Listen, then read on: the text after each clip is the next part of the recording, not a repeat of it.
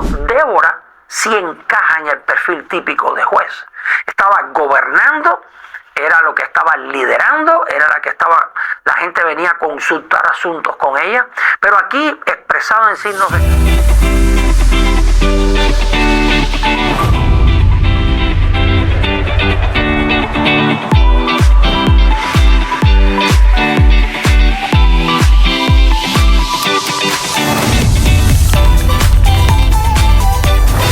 Bienvenidos a otro episodio de nuestro canal Reflexionando con Dr. Martin, la Biblia y la misión de Dios. Para aquellos que están viendo este episodio y que no tuvieron la posibilidad de ver los primeros, recuerden que este es un canal enfocado en la misión de Dios y que estamos nosotros divisando esa misión redentora, salvífica, para bendecir a todas las familias de la tierra, usando diversos acercamientos o una vista a varias secciones de las Escrituras. Estamos viendo a través de Jueces, a través de Deuteronomio, a través de Isaías y a través de Lucas, Hechos. El primer episodio, o en nuestro primer episodio, introdujimos el libro de Jueces, que como expresamos en ese momento, la mejor traducción sería líderes. O sea, el libro que lleva el título de Jueces, este libro nuestro bíblico, lo mejor hubiera sido que se pusiera el título líderes. Y pudimos explicar en el episodio anterior que básicamente en este libro se observa cómo Dios usó a gente clave a partir de una desventaja específica. ¿Cómo tú puedes liderar desde una desventaja? En el episodio 1 vimos a Otoniel liderando o siendo levantado por Dios para liderar desde la desventaja de la ausencia de reconocimiento. Después vimos a Ahod el zurdo liderando o siendo levantado por Dios para liderar a partir de un impedimento físico. De una dificultad física, era zurdo y en aquel momento eso era considerado un defecto físico. Después vimos Sangar y observamos o enfatizamos que Dios lo usó a pesar de que era un extranjero. Hoy estamos trayendo una temática que ilumina una controversia, la controversia del rol de la mujer en el ministerio cristiano, del rol de la mujer en la sociedad. Y nosotros nos vamos a concentrar, según el énfasis de este libro, en liderar desde la desventaja de ser una mujer. Y cuando yo digo desventaja, estoy hablando, y quiero que ustedes se sitúen conmigo, en el contexto histórico. En aquel momento ser mujer era considerado una desventaja social. En aquella sociedad la mujer no tenía el mismo lugar que tenía el hombre. Eso es una realidad histórica. Pero en este libro, donde se enfatiza la manera en que Dios levanta héroes, levanta libertadores, vamos a ver que en este momento levanta una mujer en un contexto donde los hombres estaban indecisos, donde los hombres estaban echados hacia atrás. Dios levanta a una mujer para liberar al pueblo de Israel. También recuerden que el libro de Jueces, o en este libro, se manifiestan ciclos de decadencia moral. Cada juez que se va levantando gradualmente enfrenta nuevos retos y enfrenta una sociedad más decayente y una sociedad más éticamente y moralmente defectuosa. Sin más, les voy a invitar a que ustedes puedan leer conmigo el capítulo número 4 del libro de Jueces, donde quiero que tengas en mente la temática liderando desde la desventaja de ser una mujer. Y usted, obviamente, cuando usted vea el encabezamiento del capítulo 4, cualquier conocedor de la Biblia rápidamente lee Débora, y ya usted va a formarse una serie de ideas en su mente. Pero lo mejor es dejar que la Biblia hable por sí mismo. Recuerden que este es un canal donde nosotros no procesamos todo el texto bíblico en varios puntos, en varios aspectos. Simplemente leemos la Escritura, la explicamos profesionalmente, pero en lenguaje común. De tal manera que todos nosotros podamos estar en un proceso de reflexión en el que todos crecemos. Estoy completamente seguro que vas a disfrutar muchísimo las enseñanzas de este capítulo, las enseñanzas de cómo uno puede liderar desde la desventaja y específicamente para todas las damas, para todas las mujeres, cómo Dios puede usarte de una manera extraordinaria en contextos extraordinarios también. El capítulo 4 del libro de Jueces dice de la siguiente manera: después de la muerte de Ahot, los hijos de Israel volvieron a hacer lo malo ante los ojos de Jehová. Noten ustedes que un patrón del libro es que cuando fallece el juez anterior, al cual Dios levantó como libertador, al cual el pueblo siguió para alcanzar la liberación nacional en este caso, después el pueblo vuelve a apartarse de Dios, vuelve a caer en el ciclo nocivo de apartarse de Dios y ser entregado a enemigos. El verso 2 dice: y Jehová los vendió en mano de Jabín, rey de Canaán, el cual reinó en Azor, una de las ciudades cananitas más conocidas. Los arqueólogos han hecho múltiples trabajos en esta ciudad, y el capitán de su ejército se llamaba Sísara, el cual habitaba en Aroset Goín. Noten ustedes que Jabín era un rey de los cananeos, más bien era rey de una alianza de los cananeos, y el capitán de su ejército era Sísara. Como ustedes van a ver en la historia, va a haber una confrontación entre el capitán o general del ejército de este rey cananita y el general del ejército israelita. Dice el verso 3: entonces los hijos de Israel clamaron a Jehová porque aquel tenía 900 carros errados. Es interesante que en el ciclo, recuerden que cuando Dios vendía o entregaba a un invasor al pueblo de Israel, ellos clamaban. Pero en este caso ellos claman teniendo en mente una imagen. Aquel capitán del ejército de Jabín tenía 900 carros con hierro, errado, eran madera con hierro. Recuerden que estamos en la edad ya de hierro, estamos en una etapa histórica donde el hierro marcaba la diferencia. Si tú quieres tener una idea del peligro que estaba enfrentando lo que es la comunidad israelita, imagínense que en el máximo esplendor que llega a tener Salomón un tiempo después, el tiempo de la monarquía. Salomón, que fue un hombre riquísimo, un hombre poderosísimo, él llegó a tener a 1400 carros de este tipo. Pero en este momento, que este capitán cananita tuviera a su disposición 900 carros errados, era una ventaja decisiva en cualquier batalla de estos momentos. Y había oprimido con crueldad a los hijos de Israel por 20 años. O sea, ya llevaba 20 años los israelitas bajo la crueldad de los cananitas. Noten que aquí, cuando se especifica con crueldad, se acentúa que producto del apartamiento o de separarse de Dios, de ese movimiento de alejarse de Dios del pueblo de Israel, Dios lo entregaba a ciclos de opresión que cada vez se hacían más prolongados y más fuertes, más intensos. Por eso se especifica con crueldad. Ahora el verso 4 es una clave importante de todo este pasaje, porque dice: gobernaba en aquel tiempo a Israel una mujer, lo cual es atípico, lo cual es extrañísimo en este texto. Dice: Débora profetiza, mujer de Lapidot. Es importante que aquí se expresa este verso de manera afirmativa. En el idioma original quizás aparece una manera que la mejor forma de traerlo al español hubiera sido con signos de exclamación. Es con asombro. Gobernaba en aquel tiempo a Israel una mujer con mucho asombro.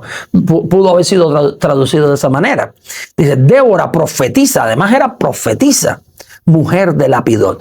Es decir, es como que estaba en un momento histórico donde el pueblo de Israel estaba en una situación tal donde los hombres prácticamente no tenían, no ejercían un rol adecuado de liderazgo, no era gente que podía representar a la nación dignamente según los estándares de aquel tiempo, por lo cual no había otra alternativa de que una mujer gobernara.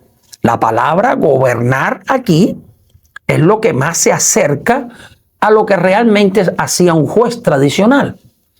Cuando yo expliqué en el episodio anterior la palabra sofetín, que se traduce como jueces, yo expresé que posiblemente muy pocas personas de los que conocemos como jueces ejercía la función real de juez. Bueno, Débora sí encaja en el perfil típico de juez. Estaba gobernando, era lo que estaba liderando, era la gente venía a consultar asuntos con ella, pero aquí expresado en signos de exclamación, una mujer tuvo que dar el paso de gobernar, de liderar, porque no había hombres disponibles, no había gente que pudiera hacerlo adecuadamente. Y es esa exactamente la desventaja que se resalta aquí como patrón en el libro. Se trata de una persona que tiene la desventaja social de ser mujer en aquel tiempo, y vamos a ver cómo Dios la levanta y la usa y usa su debilidad para ejercer un impacto extraordinario. El verso 5 dice: y acostumbraba a sentarse debajo de la palmera de Débora, entre Ramá y Betel, en el monte de Efraín, y los hijos de Israel subían a ella a juicio. Eso significa que lo que no se determinaba en niveles inferiores venía y se traía a Débora. Y Débora ejercía su proyección de jueza y decidía a favor de un lado o del otro con los hijos de Israel. Esto era típico en el pueblo de Israel, eso lo hacían los ancianos. En este caso aparece una mujer ejerciendo ese oficio de alguna manera. Verso 6, y ella envió a llamar a Barak, hijo de Abinoam. Es importante que en el verso 4 aparece Débora como, dice, mujer de Lapidot. Lapidot significa literalmente antorcha. De hecho, Éxodo, el libro de Éxodo, traduce bajo ciertas circunstancias el término como relámpago. Y es exactamente el mismo significado que tiene Barak. Aquí cuando aparece el personaje Barak, que significa relámpago, la similitud en el idioma original del significado de Barak con Lapidot ha llevado a muchos a creer que Débora realmente era la esposa de Barak. No hay indicios, no hay otros elementos en el texto que nos lleven a pensar a nosotros que se trata de esposa y esposo, pero existe alguna posibilidad. El texto no lo clarifica, por tanto vamos a dejar que Débora es la jueza, vamos a dejarlo en este punto, Débora es la jueza, y en este caso Barak era el capitán o general del ejército israelita. Entonces reitero el verso número 6, y ella envió a llamar a Barak, hijo de Abinoam, de Sedes de Neftalí, y le dijo: ¿no te ha mandado Jehová, Dios de Israel, diciendo: ve junto a tu gente en el monte de Tabor, y toma contigo 10,000 hombres de la tribu de Neftalí, de la tribu de Zabulón? Verso 7, y yo atraeré hacia ti al arroyo de Sisón a Sísara, capitán del ejército de Jabín, con sus carros y su ejército, y lo entregaré en tus manos.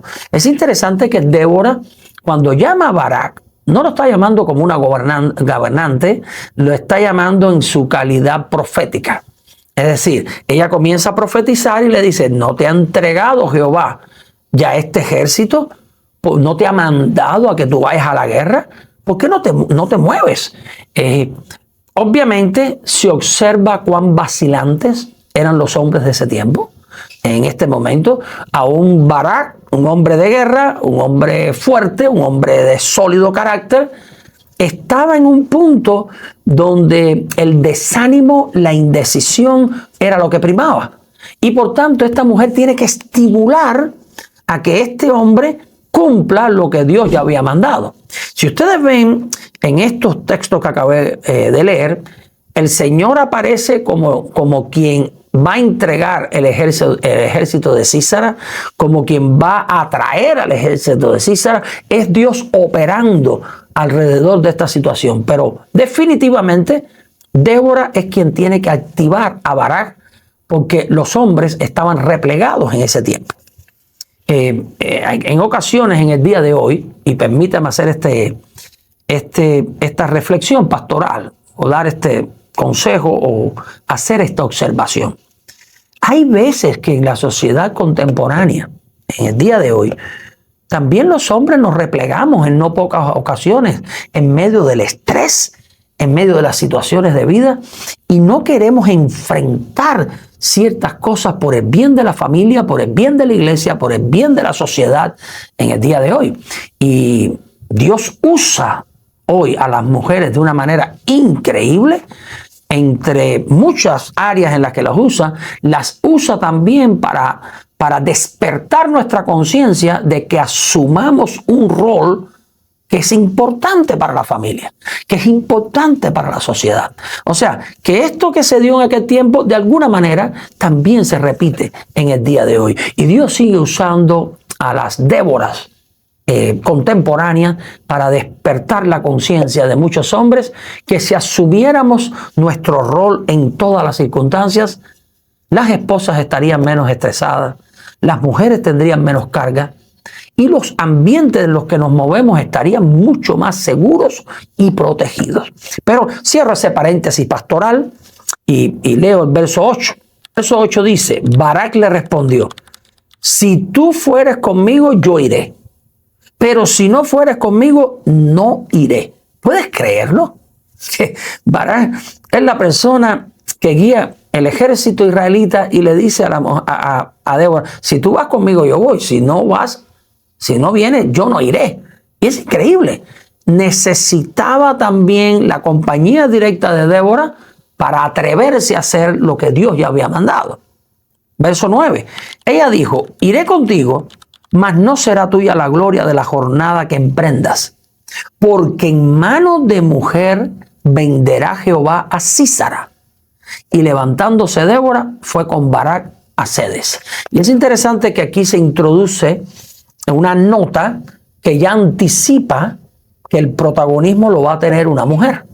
Hasta este momento, si usted está leyendo el texto conmigo, usted quizás puede anticipar, ok, Dios va a usar a Débora de una manera tremenda y va a ser la clave de la batalla. Y usted cree que Débora va a ser definitivamente la heroína de la historia, pero no es exactamente así. Hay otras mujeres que aparecen en la historia y que Dios va a usar de una manera definitiva para liberar al pueblo de Israel de esta opresión cananita. Y dice el verso 10: y juntó Barak a Zabulón y a Neftalí en Cedes, y subió con 10,000 hombres a su mando. Y Débora subió con él. Noten que Débora no usurpa su lugar, no lo desplaza, lo acompaña en este caso. Y Heber Ceneo, de los hijos de Obad, suegro de Moisés, se había apartado de los ceneos y había plantado sus tiendas en el valle de Sanaín, que está junto a Cedes. Quiero que tengas en mente Heber el ceneo, la tribu de los ceneos, y específicamente esta familia de Heber, porque esto va a ser crucial. Se acaba de presentar el ejército de Barak. Ahora se presenta esta nota de los ceneos con el clan de Heber, y se va a presentar ahora el ejército de Sísara. Es decir, los ceneos o esta familia se presenta en el medio de los dos ejércitos. Y de hecho, geográficamente hablando, en el medio de esta confrontación potencial entre estos dos ejércitos, estos dos generales. Seguidamente, en el verso 12, nos dice: vinieron pues a Sísara las nuevas de que Barak, hijo de Abinoam, había subido al monte de Tabor, y reunió Sísara todos los carros, 900 carros herrados, con todo el pueblo que con él estaba, desde Aroset Goín hasta el arroyo de Sison. Noten nuevamente que se presenta el ejército de 10,000 hombres que tenía Barak. se presenta por el otro lado el ejército de Sísara con los 900 carros herrados, pero en el medio está Heber el ceneo. Los ceneos eran una tribu que habían pactado con ambos bandos. Habían pactado con los israelitas que estaban tomando la tierra prometida y habían pactado con los cananitas que habitaban esa tierra. Era gente que no quería problema con nadie. Era una gente que estaba en el medio. Y esto va a ser muy importante porque te anticipo que la verdadera heroína de esta historia viene precisamente de la familia de Heber el ceneo. Es esta persona, es esta mujer también, la que lleva a su esposo a no estar bien con todos los bandos, sino lo lleva a decidirse para estar en el lado correcto de la historia, para estar al lado del pueblo de Dios que Jehová estaba usando para liberarlo del opresor. Es decir, hay una mujer, exactamente, permítame hacerle el spoiler, como decimos acá, es la esposa de Heber el ceneo, la que va a ayudar al clan familiar a decidir de qué lado debes estar. No puede ser ambiguo, no puede ser indefinido. Tienes que estar del lado correcto, nunca del lado del opresor. Aquí una nota interesante desde el punto de vista histórico. Ustedes ven que se dice Hobab, suegro de Moisés. En otras, el suegro de Moisés aparece como Jetro, aparece con otros nombres también, pero en la construcción hebrea todo parece indicar que más bien debía ser traducida la posibilidad Hobab, cuñado de Moisés. Pero se usan términos similares en el idioma original y puede ser traducido en cualquier dirección. Voy a dar un salto entonces al verso 14, donde se nos dice: entonces Débora dijo a Barak, levántate, porque este es el día que Jehová ha entregado a Sísara en tus manos. ¿No ha salido Jehová delante de ti? Y Barak descendió del monte de Tabor y 10,000 hombres en pos de él. Es nuevamente Débora la que impulsa a Barak y le dice: ¿no ha salido Jehová delante de ti ya? Esa frase, ¿no ha salido Jehová delante de ti?, implica que es Jehová el que está atrayendo a Sísara para destruirlo. Implica que es Jehová el que está detrás de la guerra. Pero también hay un elemento histórico, geográfico, también incluso hasta atmosférico, que puede, a la luz del capítulo 5, que se conoce como Cántico de Débora y Barak, que puede ser la clave aquí. Todo parece indicar que cuando dice la frase, ya ha salido Jehová delante, es que ella vio un indicio de esa realidad. Todos los carros de caballo que tenía Sísara los va a llevar a una llanura de Jezreel, y en esa llanura los carros de caballo tenía la ventaja.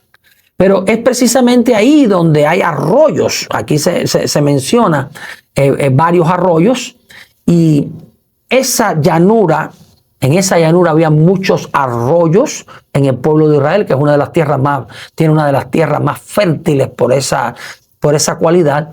Y cuando cae un aguacero, esos torrentes afloran y hay inundaciones.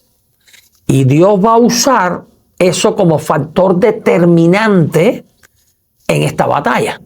Entonces, cuando Débora dice, ya ha salido Jehová delante de vosotros, posiblemente estaba viendo las nubes, posiblemente ella estaba viendo lo que Dios estaba preparando. Y esto obviamente no es una invención mía en la interpretación, esto viene del capítulo número 5. Pero nuevamente Débora tiene que alentar a ese indeciso de Barak. Verso número 15. Y Jehová quebrantó a Sísara, a todos sus carros y a todo su ejército, a filo de espada delante de Barak. Y Sísara descendió del carro y huyó a pie. ¿Por qué huyó a pie? Obviamente existe la posibilidad que el carro se haya roto, pero contextualmente y a la luz del capítulo 5, donde se dan unos detalles acerca de cómo Dios quebrantó a Sísara, todo parece indicar que Dios trajo un torrencial aguacero.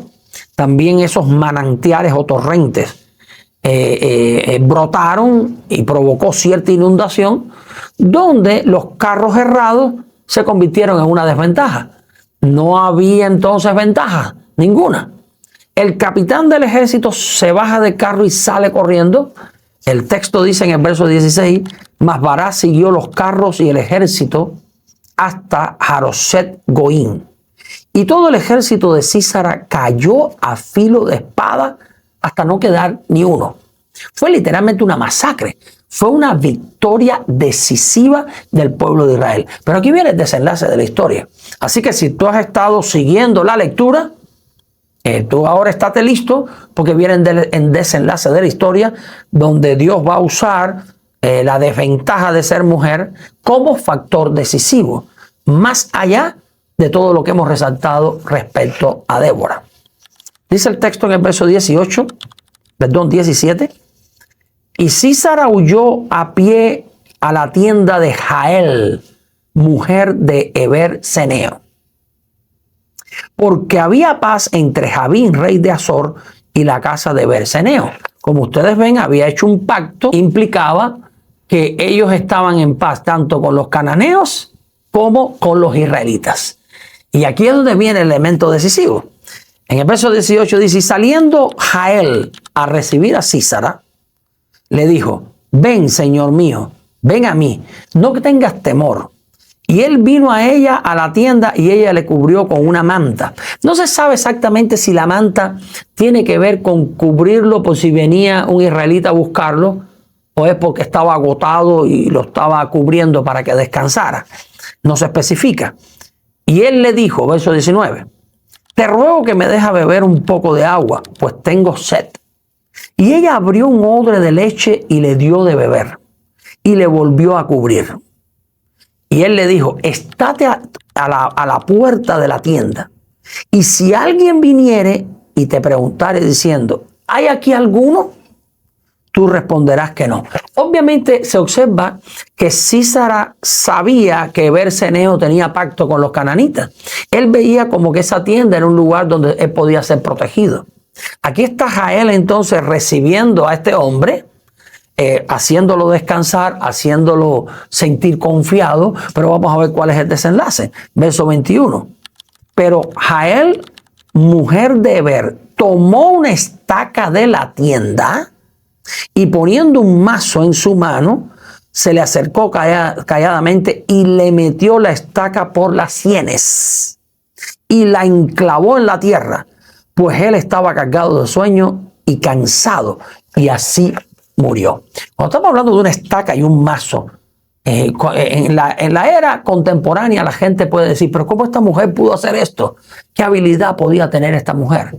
Bueno, en los tiempos de nómadas, no sé si quizás tú conocías que las mujeres tenían un entrenamiento especial con las estacas y los mazos, porque eran quienes armaban la tienda.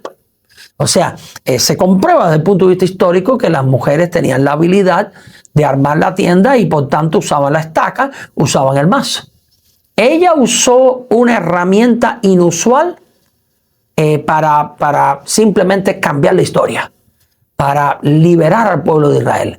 De hecho, estaba haciendo que su esposo indeciso, típico de aquel tiempo de los hombres, pudiera tomar la decisión de ponerse al lado del ejército correcto, no al lado del opresor, no al lado del que esclavizaba, oprimía, abusaba, sino al lado de la parte donde estaba Jehová, de la parte donde Dios estaba actuando. El acto de valentía heroico de Jael es extraordinario.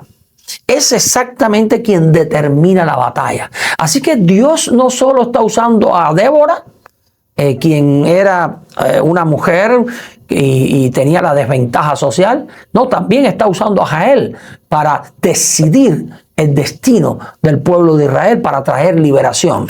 Y el verso 22 dice, y siguiendo Barak a Sísara, Jael salió a recibirlo y le dijo, ven, y te mostraré al varón que tú buscas. Y él entró donde ella estaba, y aquí Sísara yacía muerto con la estaca por la sien.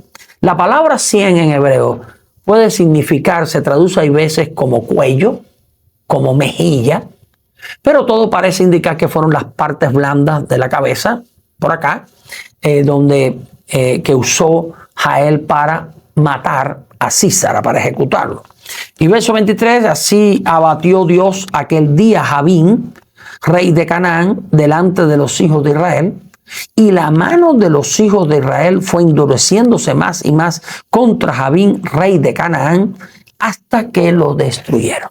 Noten ustedes que aquí está el desenlace increíble de esta historia. Las mujeres fueron las que decidieron el destino de la nación de Israel. Dios las usó para romper décadas de opresión y darle bendición, liberación, para permitir que floreciera la sociedad israelita y saliera de aquel ambiente opresivo. Tanta alegría trajo eso para Débora, específicamente para Barak, que aquí en la Biblia aparece el capítulo número 5 como un cántico con figuras poéticas, donde Débora específicamente alaba la unidad de las tribus, aquellas tribus que respondieron voluntariamente para ir a la batalla contra Sísara. Pero también aparecen varios elementos interesantes que a mí me gustaría resaltar antes de cerrar este episodio. Por ejemplo, en el verso 20 dice, estoy en el capítulo 5, verso 20, desde los cielos pelearon las estrellas, desde sus órbitas pelearon contra Sísara. Verso 21, los barrió el torrente de Sisón. El antiguo torrente, el torrente de Sisón. Marcha, oh alma mía, con poder. Entonces resonaron los cascos de los caballos. Básicamente en esta porción se está describiendo cómo Dios usa la inundación producto de lluvia para atorar aquellos carros de caballos que tenía Sísara y anular completamente su ventaja. Una pelea de Sísara con sus 900 carros errados en una llanura contra Israel era victoria segura para los cananitas. Pero Dios interviene de manera extraordinaria. ¿Y cómo interviene? A través de mujeres. Así que, amigos, Dios continúa usando a las mujeres. No tengas un concepto bajo o no tengas un concepto limitado de las mujeres. Dios en la historia ha hecho cosas extraordinarias a través de ellas. Y específicamente en tiempos como estos, una de las personas que incluso se resalta en el Nuevo Testamento, en la galería de fe, son precisamente Débora y Barak. Nota también que en el verso 24 se alaba a Jael, diciendo así el texto, bendita sea entre las mujeres Jael, mujer de Ber-Seneo. Sobre las mujeres, bendita sea en la tienda. Y una nota de contraste. Noten ustedes a partir del verso 28 que se presenta aquí a la madre de Sísara. Porque Sísara no solo era el capitán de los opresores, no era el capitán de los abusadores, no era el que lideraba los asesinatos. No, es que su familia toda vivía precisamente de esa opresión. Aquí aparece la madre de Sísara, lo cual añade una nota también femenina, pero en sentido negativo a esta historia. Y dice en el verso 28, 5:28, la madre de Sísara se asoma a la ventana y por entre las celosías a voces dice, ¿por qué tarda su carro en venir? No tenía la idea de que Sísara había sido ejecutado. Ella pensaba que, igual que otras ocasiones, iba a regresar con la victoria. Dice la próxima pregunta en el verso 28. ¿Por qué las ruedas de sus carros se detienen? Verso 29. Las más avisadas de sus damas le respondían. Y aún ella se respondía a sí misma. ¿No han hallado botín y lo estarán repartiendo? Noten ustedes, ella estaba especulando con el botín que iban a recoger a partir del pueblo de Israel. Se trataba de personas o de familias acostumbradas a vivir de la opresión de otros. Y Continúa diciendo: a cada uno su doncella, a dos las vestiduras de colores para Sísara, las vestiduras bordadas de colores, la ropa de color bordada a ambos lados para los jefes de los que tomaron el botín. Es decir, ella especulaba aún cómo se iba a repartir el botín. Obviamente es un contraste entre el acto heroico de Jael, poniéndose al lado de los oprimidos y tomando decisiones bajo riesgo, pero decisiones que cambiaron el rumbo de la historia. Se contrasta esta mujer con Débora, una jueza con sentido de moral, sentido de justicia y capaz de animar aún a los más desanimados e indecisos de los hombres, con esta mujer, la madre de Sísara, siendo una persona que alentaba la opresión y vivía de ella. Este episodio número 2 demuestra que Dios sigue usando aún la más marcada desventaja para marcar la diferencia, para rescatar a su pueblo, para hacer actos heroicos que cambian la historia. En el siglo XXI, aquí en los Estados Unidos, donde vivimos la mayoría de los suscriptores a este canal, también Dios sigue usando a las mujeres de una manera decisiva. Tengo la convicción absoluta de que el Dios que usó a Débora, que usó a Jael, continúa usando mujeres hoy para salvar familias, para salvar comunidades, para mayor impacto de las iglesias, de las comunidades y cambiar la historia. Es nuestro mayor deseo. Que Dios te bendiga ricamente en el estudio y en el disfrute de este episodio número 2. Nos vemos en el próximo capítulo, donde vamos a ver cómo Dios actuó con hombres indecisos. Cómo la desventaja de la indecisión, del temor, de estar atemorizado a la hora de tomar una decisión, cómo Dios usó eso y lo tornó en el elemento clave para dar la victoria al pueblo de Israel. Estaremos estudiando juntos Gedeón. Nos vemos en el episodio número 3.